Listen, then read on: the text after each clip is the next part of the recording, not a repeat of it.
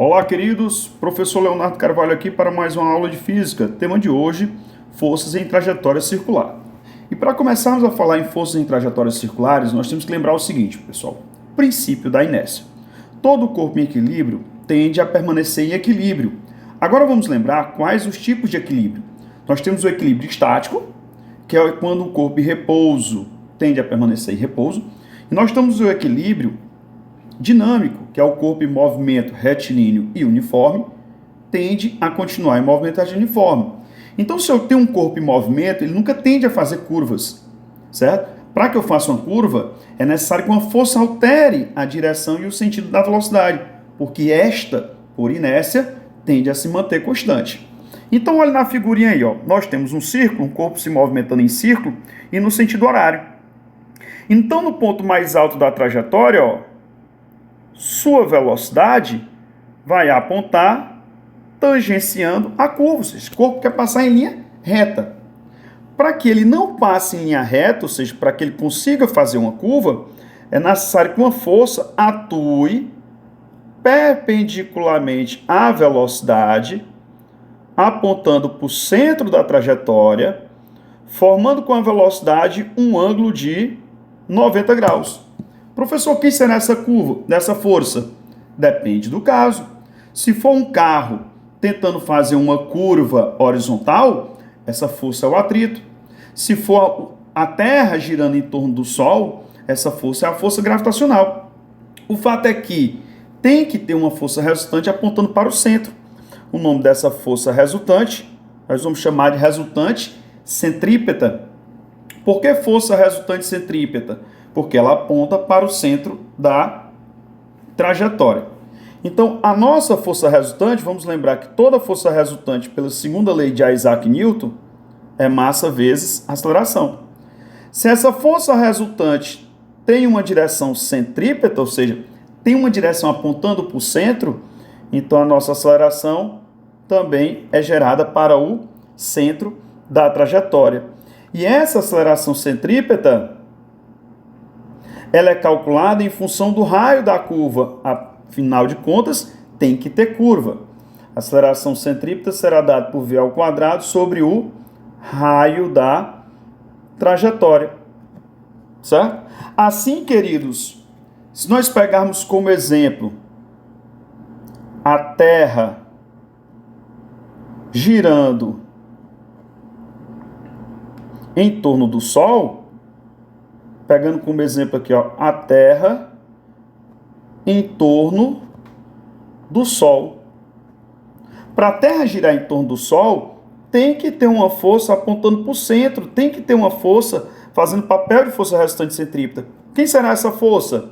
É o que nós chamamos de força gravitacional, que nós vimos em aulas anteriores. Tem outros vídeos no canal falando sobre força centrípeta, ok?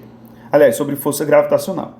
O fato é que a força centrípeta nós vamos calcular por massa vezes a aceleração centrípeta, que é v ao quadrado sobre o raio. E força gravitacional? Força gravitacional é uma constante g vezes a massa do Sol, massa do corpo em órbita, sobre a distância entre eles ao quadrado.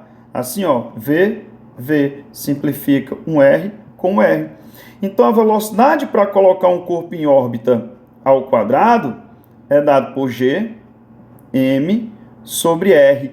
E isto casa muito bem com a segunda lei de Kepler, lei das áreas, onde o planeta mais próximo do Sol aumenta a velocidade, mais longe do Sol diminui a velocidade. Professor, não estão vendo isso nessa equação. Olha aqui, ó, velocidade e raio inversamente proporcional. Então, quanto mais longe eu estiver do Sol, eu tenho que estar com a velocidade menor. Para quê? Para compensar a força gravitacional, ficar igual a resultante centrípeta.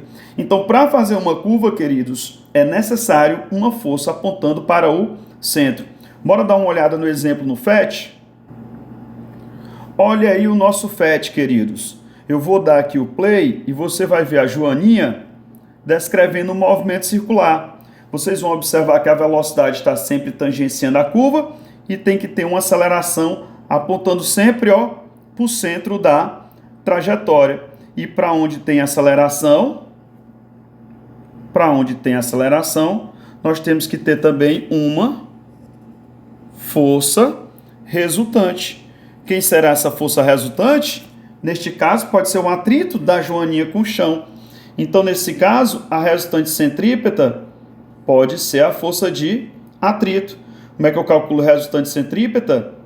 mv ao quadrado sobre o raio, força de atrito, μ vezes a normal. Se o plano for horizontal, a normal é o peso, massa vezes a gravidade. Ó, simplifica as massas, a velocidade ao quadrado vai ser μ rg. Isso, lógico, se a joaninha estiver num plano horizontal. Então, queridos, o que temos que fazer em toda a trajetória circular? Primeiro, lembrar, não é normal andar em círculos. Andar em círculos é forçado, tem que ter uma força apontando para o centro. Exemplo, o elétron gira em torno do núcleo. E o elétron é um corpo carregado negativamente e o núcleo está carregado positivamente. Se o elétron é carregado negativamente e o núcleo é carregado positivamente, por que o elétron não cola no núcleo? Aí você, porque ele não está parado. O elétron está em movimento. Se ele está em movimento, por inércia, ele tende a continuar em movimento. A força elétrica entre o núcleo carregado positivamente e o elétron carregado negativamente, a força elétrica é quem segura o elétron para ele percorrer órbitas em torno do núcleo. Então a centrípeta lá é a força elétrica, força coulombiana. Nós temos vídeo aqui no canal também falando de força coulombiana. Beleza, queridos? Então, a gente se vê nas aulas para falar sobre questões e fazer mais exemplos sobre a força resultante centrípeta. Lembrar que a força resultante centrípeta ela não existe. Ela é a somatória das forças na direção do centro. Direção do centro, queridos, quer dizer que eu posso ter forças no sentido do centro e forças contrárias ao centro. O fato é que tem que ter uma resultante apontando para o centro.